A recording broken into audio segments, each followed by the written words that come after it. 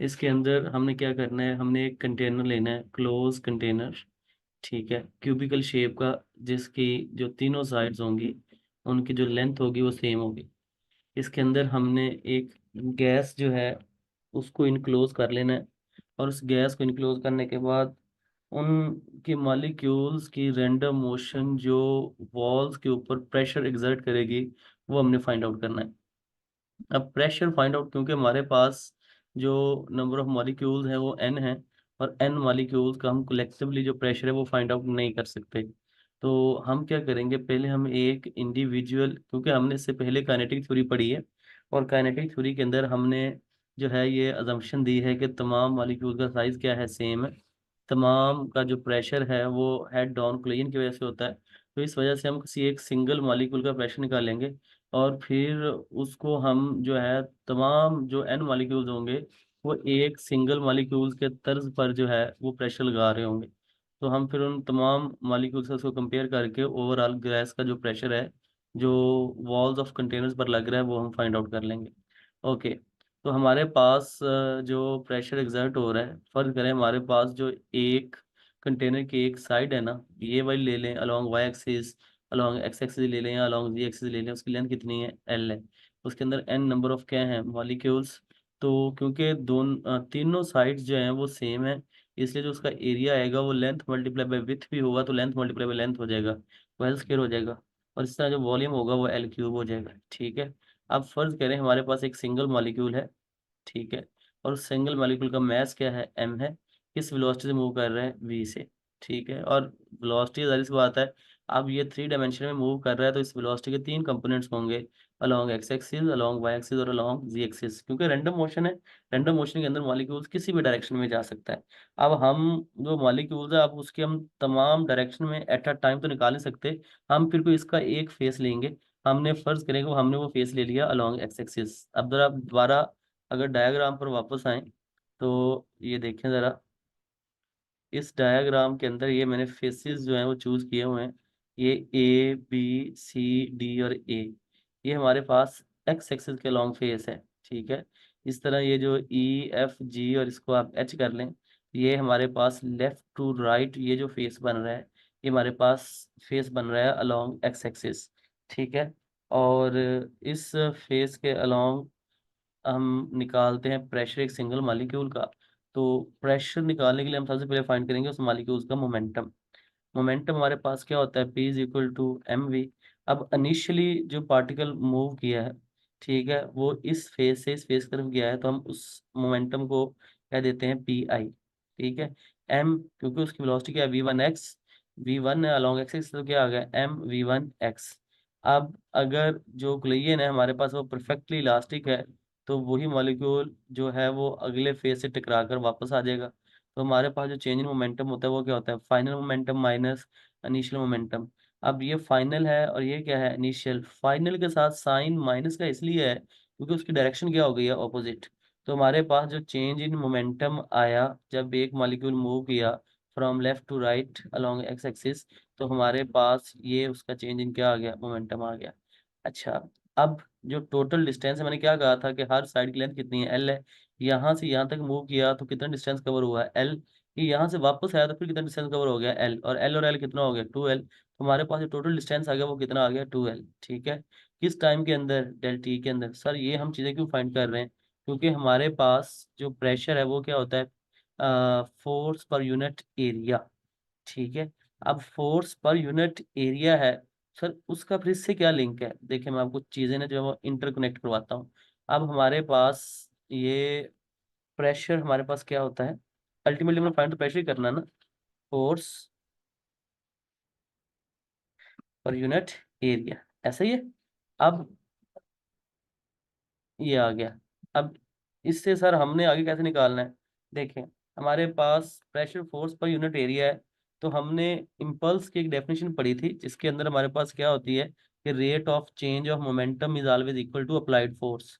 या मोमेंटम जो होता है, अब मोमेंटम को भी पी से शो करते हैं। अब मेरे पास क्योंकि साइन नहीं है तो मैं इसी को, ये पी यहाँ पे मोमेंटम है, तो किसके बराबर होता है, एफ मल्टीप्लाई बाय टी के, एफ मल्टीप्लाई बाय टी।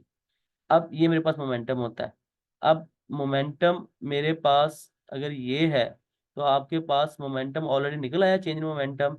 और हमें यहाँ पर क्या चाहिए, फोर्स निकालनी है। फोर्स निकलेगी, यहाँ पे पुट करूंगा इन टर्म्स ऑफ मोमेंटम, फिर एरिया की वैल्यू हमने ऊपर निकाली, वो पुट कर लेंगे तो हमारे पास क्या आ जाएगा, प्रेशर आ जाएगा। तो बेसिकली अगर मैं कहूँ तो मेरे सबसे पहले फाइंड आउट करनी है फोर्स। और फोर्स किसके बराबर आएगी, फोर्स बराबर आएगी मोमेंटम पर यूनिट टाइम। ठीक है, स्मॉल टी लिख लें।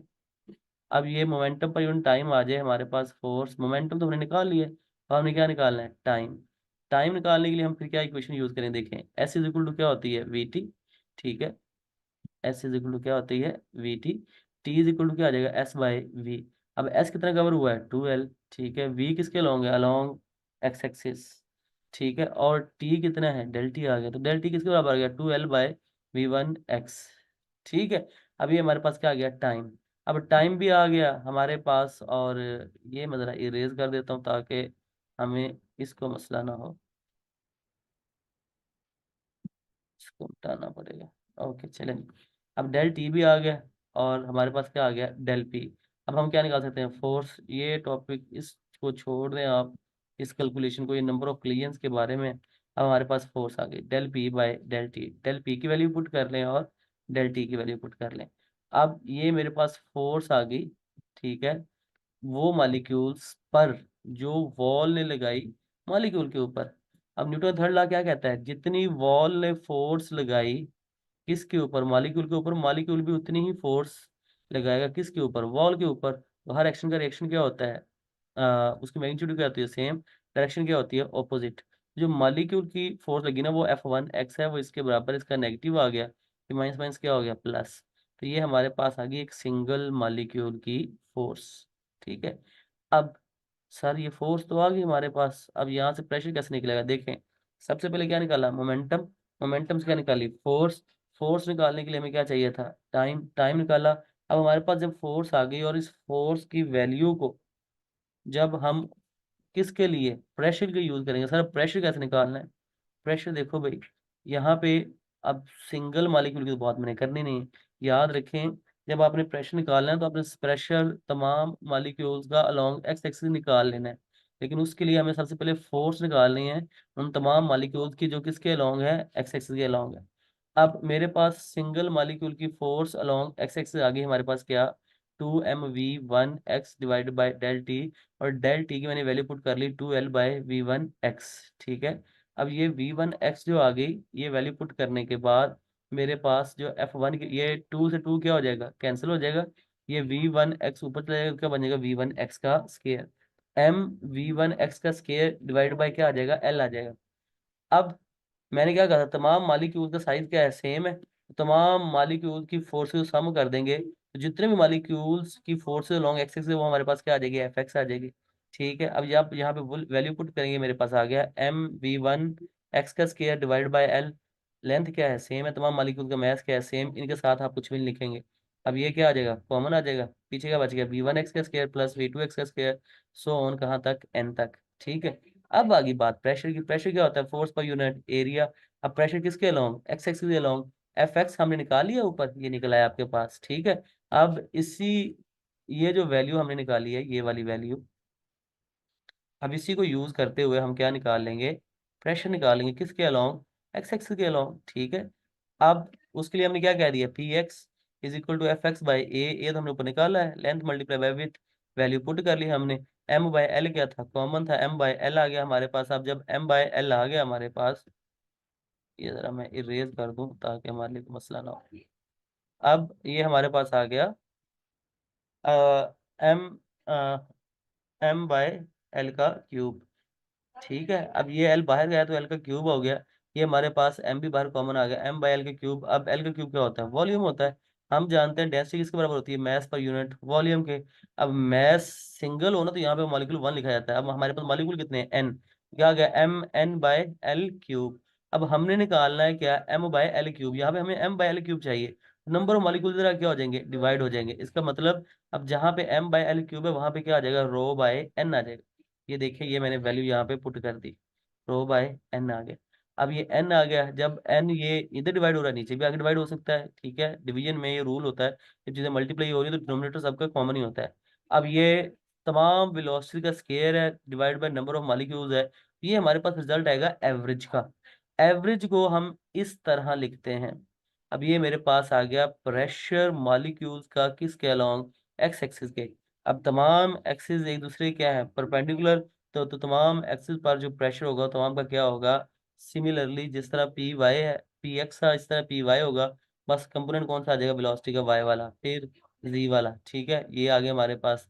अब तमाम जो मॉलिक्यूल्स के कंपोनेंट की वेलोसिटीज हैं, उनको अगर हम सम करते हैं तो टोटल वेलोसिटी हमारे पास आ जाएगी, ठीक है।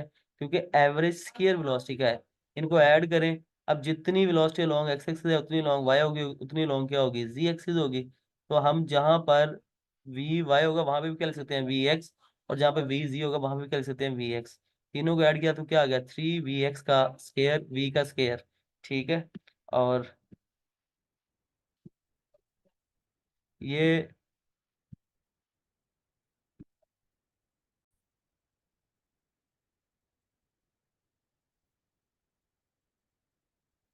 ये 3 वी एक्स का स्केयर आ गया, वी एक्स का स्केयर गुणा 1/3 वी का स्केयर हो गया, ठीक है। अब जहाँ पे प्रेशर था आपका वहां पे अब ये पी एक्स के लॉन्ग ये आप वैल्यू पुट कर दें, ये 1/3 आ गया। अब जो प्रेशर लॉन्ग एक्सिस है वही प्रेशर लॉन्ग वाई एक्सिस होगा, वही प्रेशर क्या होगा लॉन्ग जी एक्सिस, उसको हम सिंपल क्या लिख सकते हैं, प्रेशर लिख सकते हैं। ये 1/3 रो वी का क्या आ गया, स्केयर। ये हमारे पास आ गया तमाम मॉलिक्यूल्स का प्रेशर एक क्लोज्ड कंटेनर के अंदर। इसमें जस्ट आगे सिंप्लीफिकेशन है जिसमें आप साबित कर सकते हैं प्रेशर काइनेटिक एनर्जी क्या है डायरेक्टली। अब जस्ट क्या पुट करनी है, वैल्यूज डेंसिटी की आप वैल्यू पुट कर लें, एम एन आ गया, ठीक है। टू से आप मल्टीप्लाई भी कर दें, डिवाइड भी कर दें, तो ये काइनेटिक एनर्जी बन गया हमारे पास। ये 2/3 n/v को एन नॉट शो कर देंगे। अब 2/3 n नॉट क्या है हमारे पास, एक कॉमन फैक्टर है, तो पी डायरेक्टली क्या आ गया, काइनेटिक एनर्जी। इसका मतलब क्या है कि प्रेशर जो होता है वो काइनेटिक एनर्जी क्या होता है, average translational kinetic energy. Translation मतलब होता है जिसमें सिर्फ लीनियर मोशन इंक्लूड है और कोई मोशन इंक्लूड नहीं है। यही चीज़ हमें साबित करनी थी। नेक्स्ट वीडियो के साथ जल्द हाजिर होंगे, तब तक के लिए दुआ में याद रखिएगा। अल्लाह हाफिज़।